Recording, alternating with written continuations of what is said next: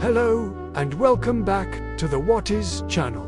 We live in a world defined by the invisible. We talk about speed, capacity, and connection. Yet the engine driving all of it is something smaller than a thumbnail. A device so foundational that we stopped thinking of it as a novelty and started treating it as oxygen. Today, we dive into the DNA of the digital age. We ask, what exactly is a microchip?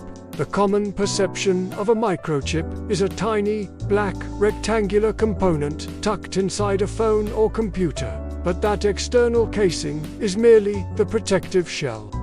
The true marvel resides within. At its most fundamental, a microchip is an integrated circuit, or IC.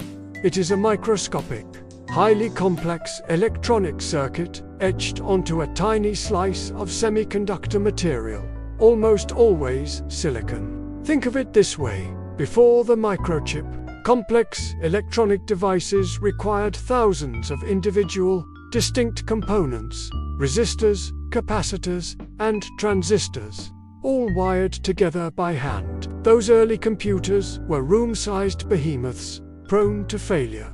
In 1958, engineers Jack Kilby and Robert Noyce, working separately, cracked the essential problem. They realized that if you could fabricate all those components, the wires, switches, and connections, to a single, tiny piece of silicon, you could achieve unprecedented reliability and, crucially, scale. The chip eliminates the need for manual assembly.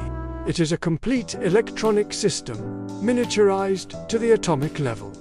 The core of the microchip's power lies in a component called the transistor.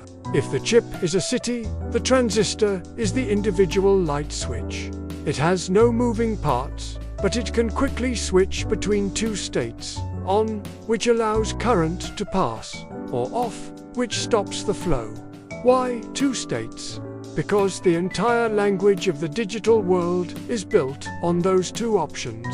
We call this binary code, 1 and 0. When electricity flows through a series of billions of these tiny switches, the rapid manipulation of those ones and zeros creates logic gates, the essential building blocks for computation. This is how the chip performs arithmetic, manages storage, and executes the complex instructions we call software. The scale is staggering. Modern microchips contain not thousands, but billions of transistors, each smaller than the wavelength of visible light. We are currently working with processes measured in mere nanometers. To put that in perspective, if a nanometer were the size of a marble, the chip itself would be the size of several continents. These tiny cities of logic operate at speeds measured in gigahertz, executing billions of instructions every second, completely silently, completely reliably. The microchip isn't just about faster streaming or more powerful gaming. It has fundamentally reorganized our most critical human systems, especially in moments of high consequence, what we might call the medic moments. Look inside a modern hospital. The magnetic resonance imaging machine, the MRI, relies entirely on sophisticated microprocessors to manage and process the enormous datasets required to map the human body in 3 dimensions. Without that computational power, the images remain noise. Consider the pacemaker. This small, life-saving device, implanted near the heart, runs on specialized, ultra-low-power microchips that continuously monitor cardiac rhythm, making split-second decisions about when and how to deliver an electrical impulse to maintain life.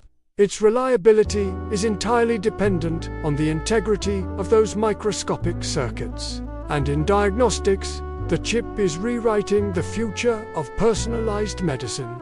Labs now use microfluidic chips, sometimes called chip, systems that can perform complex chemical assays on tiny samples of blood or tissue. They can screen for hundreds of diseases, identify genetic markers, or confirm the efficacy of drug treatments, all in minutes. accelerating diagnosis and saving priceless time for the patient. The chip has moved past being an efficiency tool. It is now a crucial component of our survival infrastructure, a tiny technological firewall against chaos. The relentless pursuit of miniaturization continues. Driven by Moore's law, the observation that the number of transistors on an IC doubles roughly every 2 years. Though the limits of silicon are being tested, the next generation of chips is already being deployed. We are seeing chips built specifically for artificial intelligence, known as application-specific integrated circuits, or ASICs, designed not for general computing but for the massive parallel processing required by neural networks. These chips are teaching our machines to see, hear, and reason. Looking further ahead, scientists are exploring quantum computing, which seeks to move beyond the binary switch of 1 and 0.